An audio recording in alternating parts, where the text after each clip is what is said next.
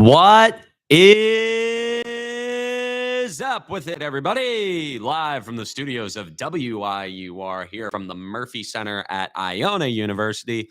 Welcome back to Woolley Mammoth Mondays. I am your host, Cam Woolley, keeping you company for about the next hour. Talking sports, gonna have some World Series football. The Giants lost to the 49ers. What's new?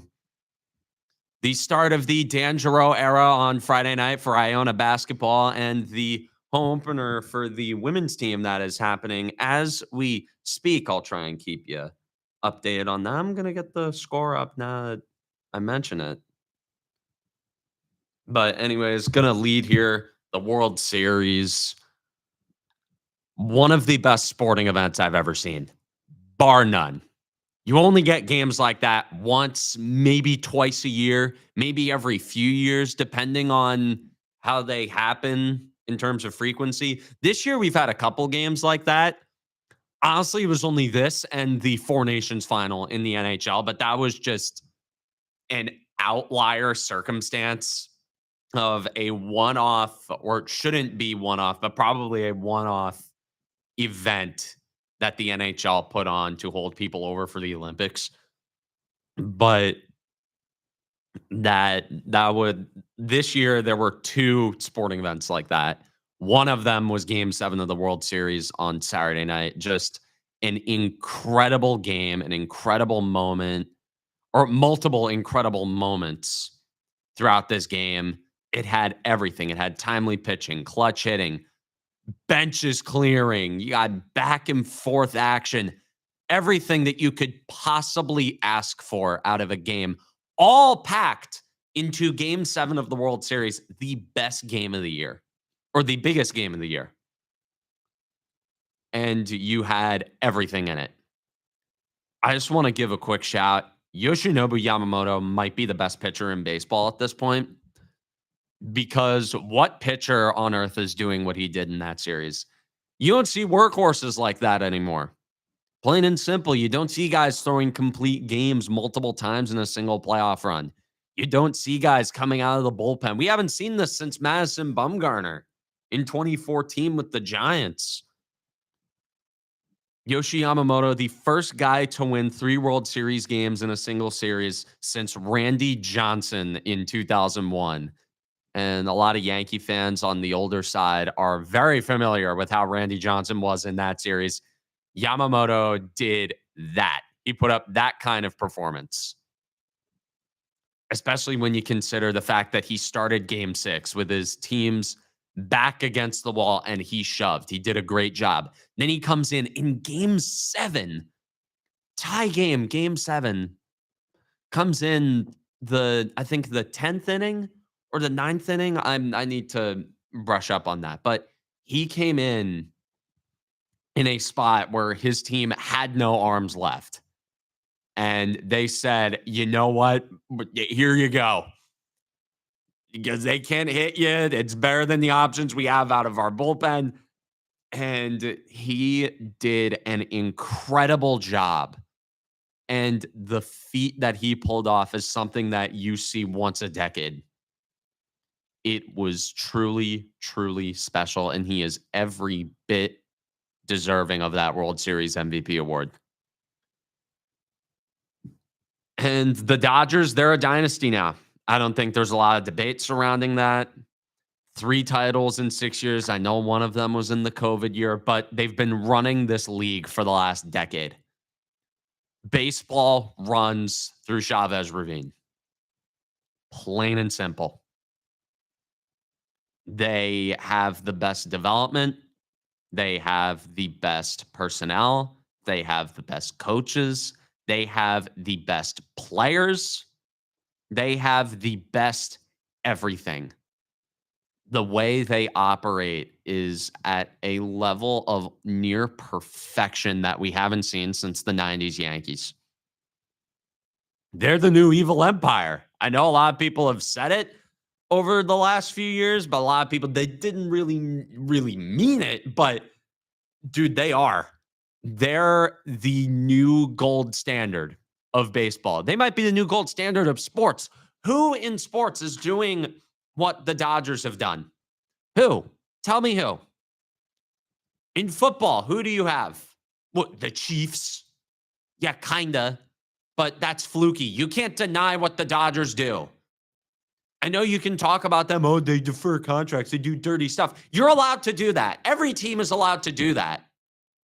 And I'm going to get into that very soon. But they, nobody else in sports is doing what the Dodgers are doing. Look in hockey, nobody's doing that in hockey. I mean, the Florida Panthers, I guess, they won back-to-back titles, but it's not far and away better than what everybody else is doing. Basketball, that sport, that league's got more parity than ever at this point. I mean, it's tough to believe after the Warriors dynasty to think that the NBA would have parity, but lo and behold, there's parity there. There's no Dodgers in that league. The NFL, well, I already talked about the NFL, but yeah, the Chiefs, not really. And I think I've covered all the other sports. Nobody else at least in American sports, is doing what the Dodgers have done. And I just want to talk about the Blue Jays real quick. The heartbreak that Blue Jays fans are feeling has to be crippling. I cannot imagine the Yankees losing game 7 of the World Series the way they lost it. You're up by 1 going into the bottom of the or top of the 9th. 2 outs away from winning the whole thing. Miguel Rojas comes up, a guy who has not homered in over a month. And he hits a game-tying homer off the closer, who Jays fans already hated. If that was that's the kind of thing that happens to the Yankees. Just the spotty closer who you can't trust comes in game 7 of the World Series trying to lock down a save with a 1-run lead and then gives up a homer to the 9-hitter. That's the type of thing that would happen to the Yankees. But that, even in this era of failure, that has never happened to the Yankees once, at least not at that level. Sure, you had last year also against the Dodgers, but not at that level where you were up 3-2, and then you're up 2 runs in the 8th going in game 7. You're up 3-0 in game 7, and then you just blow it. Your bullpen blows it. It's a loss that every team has experienced a million times in the regular season, but in game 7 of the World Series, it just happened at that time, and you could not have timed it worse. And it surely stops there, right? Surely that it's normal from then on out. Nope. Bottom of the 9th, bases loaded with 1 out. A dribbler up the middle. Rojas kind of lost his footing. If he slipped there, if he fell down, IKF is safe and they win the whole thing. But instead, Rojas regains his footing. Dude, Miguel Rojas, dude, talk about a legacy game. Oh my God. But Miguel Rojas just gains his footing just enough to fire to home plate and get the force. And IKF is out by literally an inch and a fraction of a second. And then the 10th inning, you get, and then, not even the 10th, the 9th, Ernie Clement comes up. He hits a deep fly ball. Kike Hernandez has a hard time tracking it down. He's backing up. I'm thinking that ball's going to drop.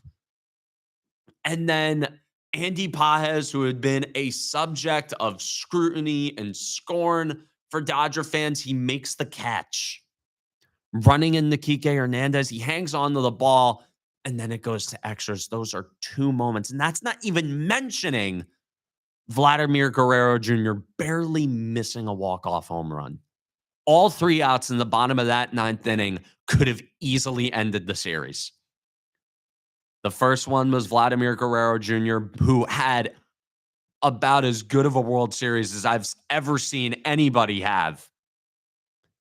Barely missing a walk-off home run. A guy who had connected a million times all postseason just couldn't connect enough on an outside fastball.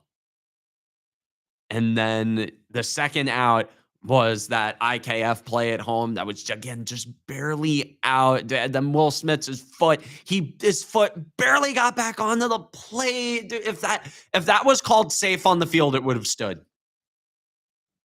There's no doubt in my mind that if that play at the plate was called safe and they reviewed it, it would have been inconclusive and the Blue Jays would have won the World Series. Also, not to mention winning the World Series after a replay review on a walk-off, that would be so anticlimactic. Imagine how much of a vibe killer that would be for just the neutral fans watching it. I mean, I doubt the fans of the teams who are actually playing would care. The Blue Jays would be like, "Oh my god, we just won the World Series," and the Dodgers would be beside themselves. Although I don't know if the Dodgers fans would really be beside themselves because they had the title the year before, and you had 2020. So like, you're still freshly like champions.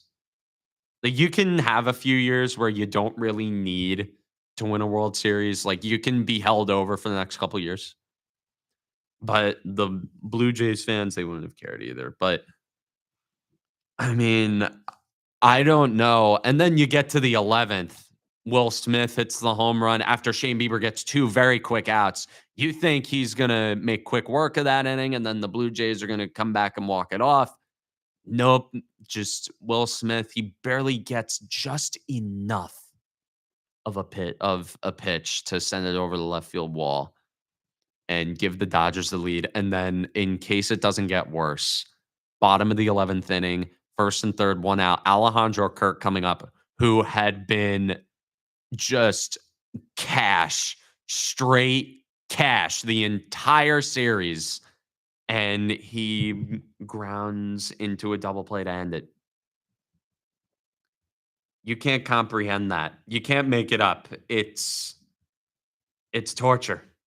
It's torture. I don't know how a Blue Jays fan just gets up and goes into work the next day after that. If that happened to the Yankees, I would have skipped class the next day. And people who know me know I don't skip. I'm not a skipper. But in a situation like that, I would have absolutely skipped class if the Yankees lost game 7 of the World Series in that fashion. Gonna take a look at chat real quick. Nothing happening in chat, but that's okay. Just another thing about the Blue Jays. The worst part is for them, it doesn't look sustainable. That whole year, looking by the data and statistics, was a massive outlier. Their run differential was weak. They're a contact first team, which data shows and analytics show that's not sustainable. And we talk about them as this team that broke analytics and gave those nerds a big old swirly with their old school contact play baseball. But the reality is, baseball now swears by them for a reason. They're accurate indicators of performance in this sport. And you can say they'll be back about a lot of teams, but to be honest, I don't see it with these guys. This is easily a team I can see not just missing the playoffs, but finishing last place in their division next year, just by looking at the data and analytics of it all. Now, enough about the Blue Jays. So I just want to harp on a point here before throwing the break. Can we not do the salary cap conversation again, please? Just, I know that's going to be a big topic with the owners. They're going to be all like, "Ooh, look at the Dodgers. We can't compete with these guys. They spend so much money." Here's something that a lot of people forget. Owners have money. Every single one of if you're rich enough to own a Major League Baseball team, you're rich enough to pay the players on it. Stop it. Stop it, please. I'm begging you. And to all the Blue Jays fans who are talking about, "Oh, they spend more money. You spent $1 billion on 3 players." Yeah, just zoom out on the spot track ranking. The Blue Jays are like 5th in payroll. Don't play the small market scrappy underdog shtick with that team, please. Spare me. Spare me that whole gimmick because it's wrong. It is objectively wrong when it comes to the Blue Jays. They've spent a bunch of money on a bunch of guys. And that is honestly why they made it to the World Series. And you talk about the contact. Dude, they made it that far because they hit home runs.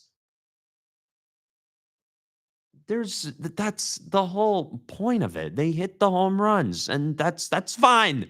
You can say it. Dude, hitting home runs is the reason. Dude, the Dodgers won the World Series because they hit home runs. Anyway, I'm not talking about the analytics. Back to the money. If you're one of those fans who complains about small market teams not being able to spend money, you're shilling for billionaires. That is what you are doing. Like at its core, that is what you are doing. You are shilling for billionaires who are, and not to get too political, but these are guys who will willingly exploit the workers that they have just for a 1% bump in the profit margin. The fact that you would shill for these people is so sad. And these are the same people who talk about, oh, the workers who are like avid like socialists or whatever. And then you have these same people who say, oh, there should be a salary cap in baseball. Dude, a salary floor. Every owner in this league is rich enough to pay their players. Bob Nutting is more than rich enough to pay Paul Skeens what he wants. The Tigers owner is more than rich enough to pay Tariq Skubal. The Guardians owner is more than rich enough to pay any of the contracts of any of the players that they develop. They can more than afford Josh Naylor. But nope, he walked to the Mariners and he was a part of a team that made it to Game 7 of the ALCS. You look at teams like who's in our small one? Look at the Rockies. They are more than well off enough to pay the guys that they can pay. Although how the guys they develop, it's not very good. I don't know who would want to go there, but they can afford it. The Baltimore Orioles, they could afford Corbin Burns. The Arizona Diamondbacks, they could afford any of the guys. Well, they paid Corbin Burns. The Arizona Diamondbacks can pay anybody. The Milwaukee Brewers, they can pay anybody. The Tampa Bay Rays, they can pay anybody. So spare me with this talk about the salary cap when the reality what this league needs is a floor. You need a floor, and good luck getting the players union to agree to a salary cap. Good luck. Because the last thing that any union wants is to let the suits pay them less. Sure, if there's going to be a cap, at bare minimum, there needs to be a floor, and a pretty substantial one. At least 9 figures. At bare minimum, a 9-figure salary floor. $100 million has to be the bare minimum. Maybe 125, maybe 150. If we want to get crazy. Owners need to spend money because the disparity in the talent level on these teams that are willing to spend as opposed to teams that aren't. Look at the White Sox.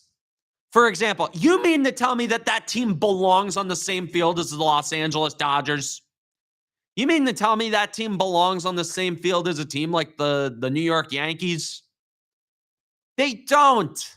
Sure, they can maybe take a series off of them. Sure, they can maybe take a game or two off of them. Dude, my whole career is built on the back of a clip of me ranting about the White Sox blowing out the Yankees.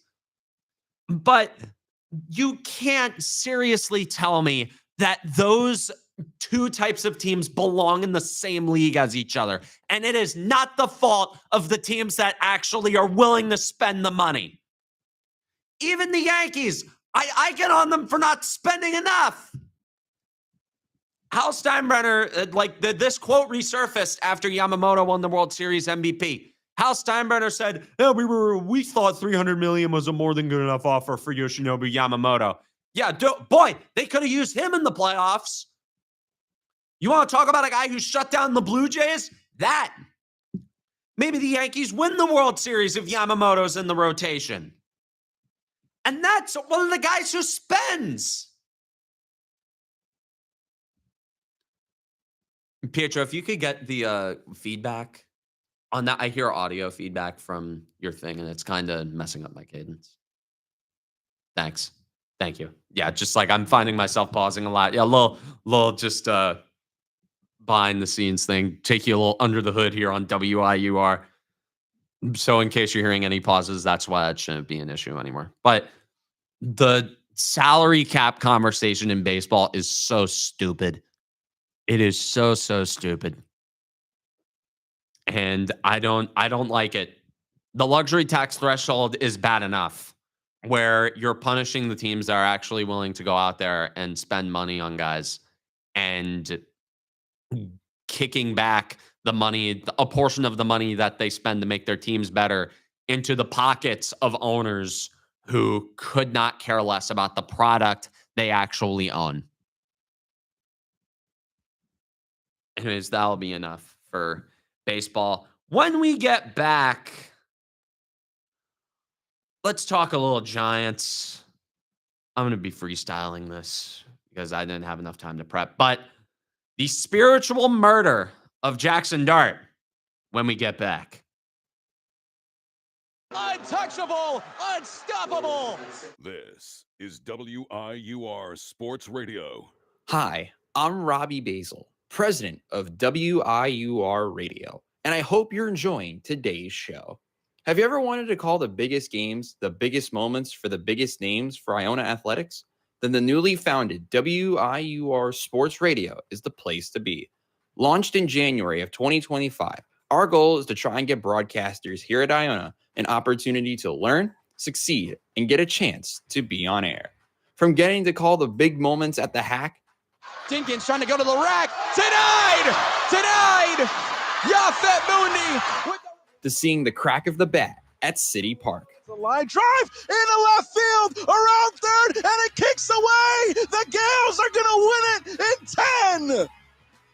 We make those moments happen on our brand new WIUR Sports Radio platform on Mixer. If you're interested, feel free to reach out to me via email or to the rest of my e-board to join the club. We are WIUR Sports Radio, the new home of Iona Athletics. Now, back to the show on WIUR, Iona University Radio. All right. Speaking of Iona sports, women's basketball in the second quarter of their season opener at Hines against Mercy, 21-8 in favor of the Gales in the second quarter. Really good start for them. I'm thinking about popping by that game a little bit after. Know if I still have time in between meetings and whatnot, but really good start for the Gales. Anyways, talking about some Giant football here. Bad loss to the 49ers yesterday afternoon. Ravaged defense, bad defensive coordinator, no creativity. I don't think I saw a single blitz that whole game. Mac Jones, who sucks, you can say it, Mac Jones sucks. He picked apart that defense with excellent precision. And I see a lot of people. No, that was not the 49ers being good. That was the Giants being bad. That was that case. And I want to harp on Jaxson Dart here because at the end of the day, that's all that really matters about this season and in the future is how is Jaxson Dart looking right now and the moves that they can make in January. How will that affect him in the future? Because this team, they run through him. He's the face of this franchise because that's how this league works. If you're a good quarterback, you immediately become the face of that team. And he has done an excellent job. I love the way he talks to the press. I love the way he carries himself. And the amount of passion that he shows on the field in both his happy moments and his sad moments. Dude, I saw this one clip where he was just distraught with the coach. He would the coach was comforting him or something. And dude, that guy cares. That guy really cares. And he brings this Gen Z crash out energy that a lot of us can relate to. I see his body language, the way he conducts himself. That's how we act. That's the funny thing about guys our age coming into the league now. You know, you start to see a lot of similarities in the way people act. But the way he plays, and he plays with so much heart, and the way that the help that he's getting, if you can even call it that, is sad. And I know there's been injuries. I'm well aware. But there are so many plays where I see him roll around, extending plays and making time and keeping his eyes downfield the whole time. Nobody's open. And people say, oh, he holds on to the ball too long. No, I know he has good enough vision to where he can spot a receiver downfield where he's keeping his eyes. He knows how to do that.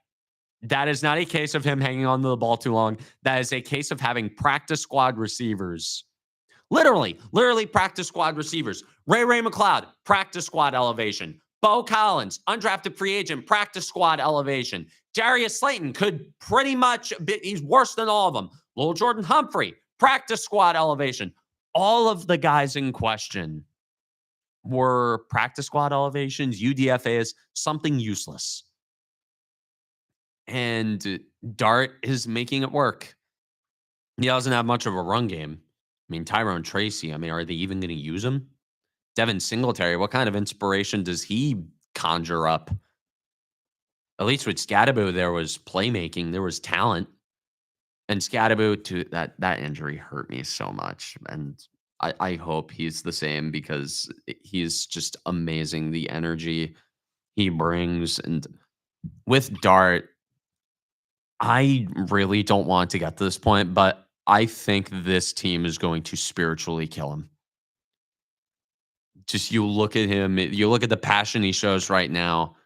Who knows if that's going to be there in a couple years, where the reality starts to set in, where this loser energy starts to rub off, and he's just like, "Hey, man, whatever. No matter what I do, like even if I try, even if I do my best, it's not going to matter." And who knows if he's going to start phoning it in. Who knows if he's going to be like, well, but all my guys are going to get hurt anyway because the turf sucks. And my coach is an idiot. Even if I do put up points, the defense isn't going to hold up.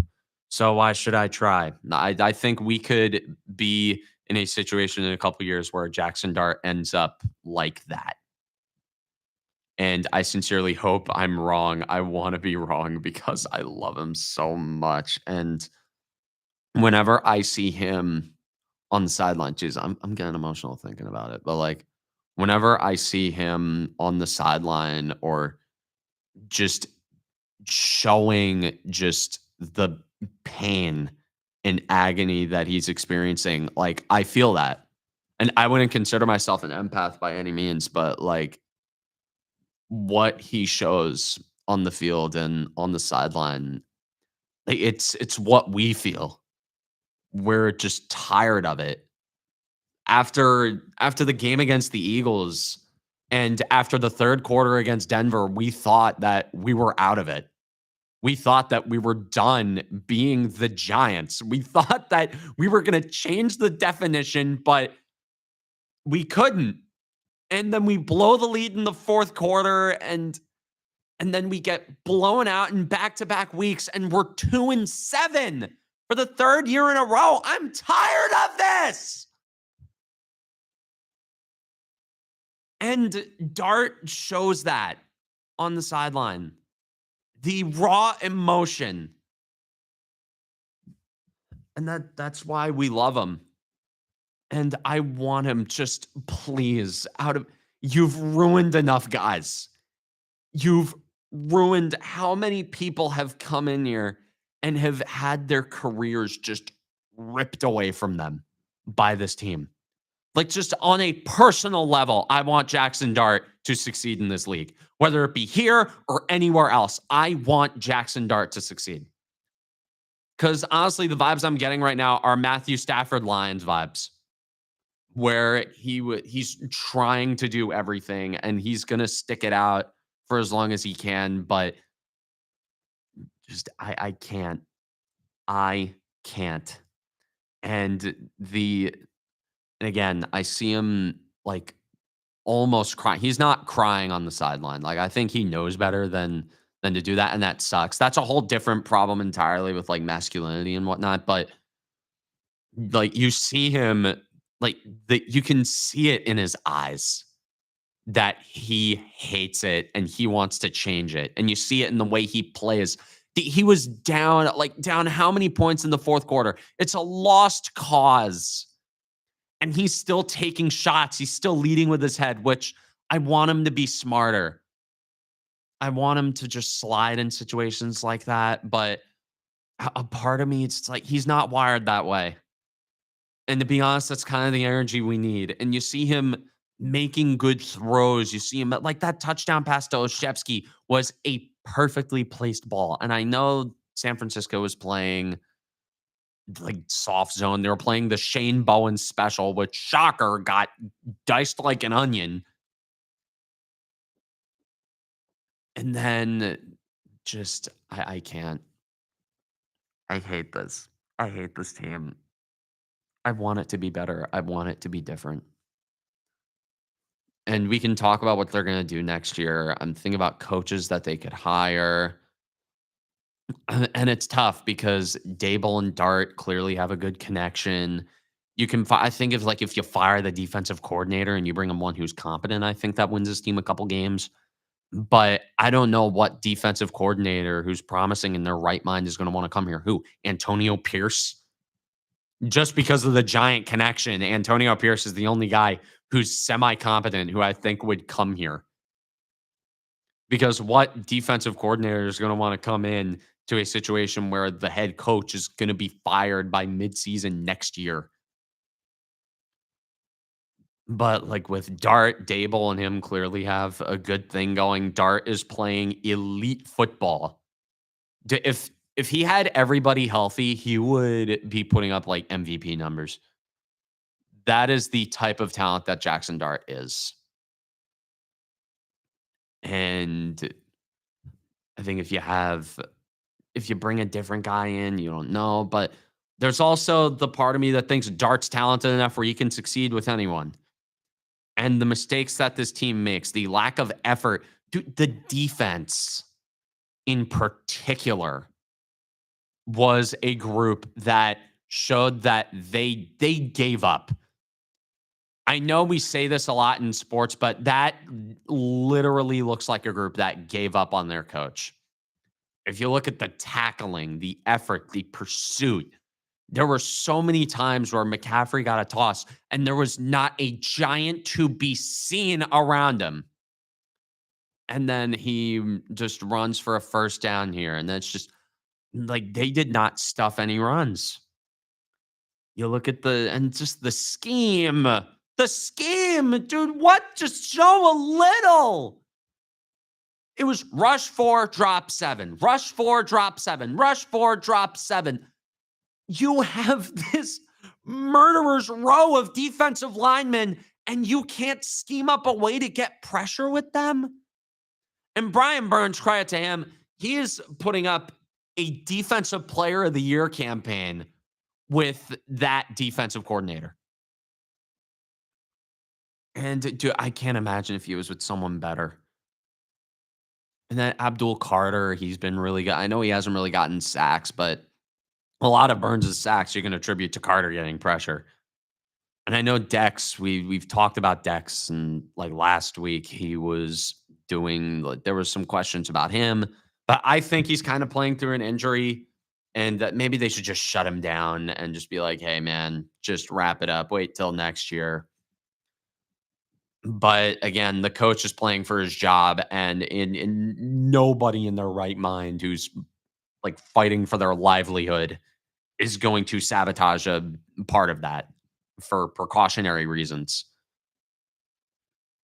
And I don't know who they bring in to be the head coach. I want a proven guy. The positive is this is a very attractive place for a coach or a GM because you have the franchise quarterback on a rookie contract. You have the franchise wide receiver on a rookie contract.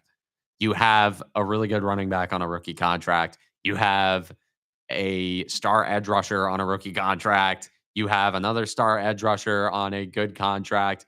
You have a star defensive tackle on a good contract. You've got everything that you could possibly ask for. And Like, but the problem is, I don't know if I trust John Mara to hire the right guys. I don't. I don't know. As much as we talk about Joe Shane, he's improved. I have no problem with the guys that he brought in. He brought in good players. Now, the depth is a different story, but he's brought in good players. And he's drafted decently over the last couple of years. Although last year's draft class looks a lot worse than it did last year, but I digress. But this year's draft class, Abdul Carter, who honestly a toddler could have told you to pick him, but you have Abdul Carter, you have Jaxson Dart, you have Cam Scadaboo, you have Darius Alexander, who's been kind of meh, but whatever. But you have 3 franchise faces that you picked up in one draft, and that's pretty good. That's pretty good. That's a lot of people looking at that from the outside would be like, yeah, that GM deserves to stick around. But again, the problems with this team lie mostly within their defensive coordinator, and I don't know if Brian Dable can attract that. I don't know if Joe Shane can attract that. I think in order for this team to have their best shot of winning games in the near future, they need to clean house. And as much mixed feelings as I have about the guys currently here, I think that's the only way that change comes is if they clean house and they do it all over again. Which would suck, but I think it would be a much more expedited process this time, as opposed to cleaning up from the mess that Dave Gettleman made. Anyways, that's enough for me with the Giants. I'm going to go on our quick break here. When we get back, Iona men's basketball opens up this Friday night against Hofstra Dangerous. First game, you'll get my take on that, and maybe a little more. We'll see when we get back. Here's Megan Beastie.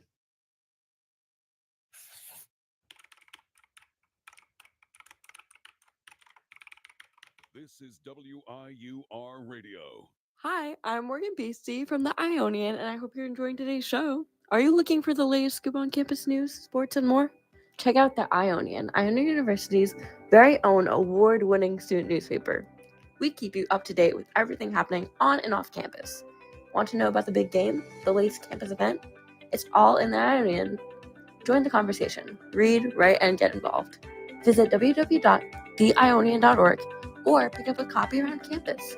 Stay informed, stay connected. Now, back to WIUR, Iona University Radio.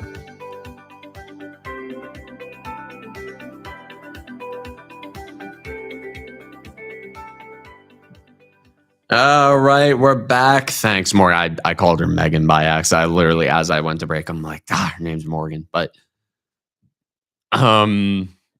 Friday night, Iona men's basketball opens up at the Heinz Center against Hofstra. D'Angelo, his first career game as a college head coach. I know he was in the G League for a little while, NBA assistant, got a lot of buzz throughout the league.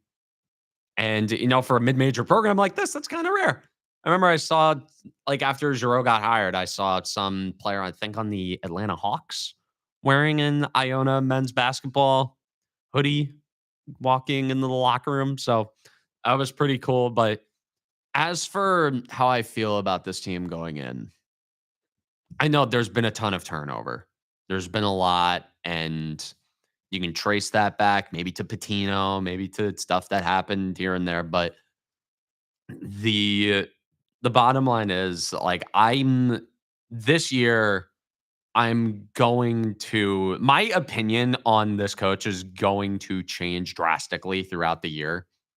From what I've heard, he's a cool dude. From what I've heard, he knows how to develop players. He did a good job, I think, in Cleveland as an assistant, developing that young team into the monsters that they are now.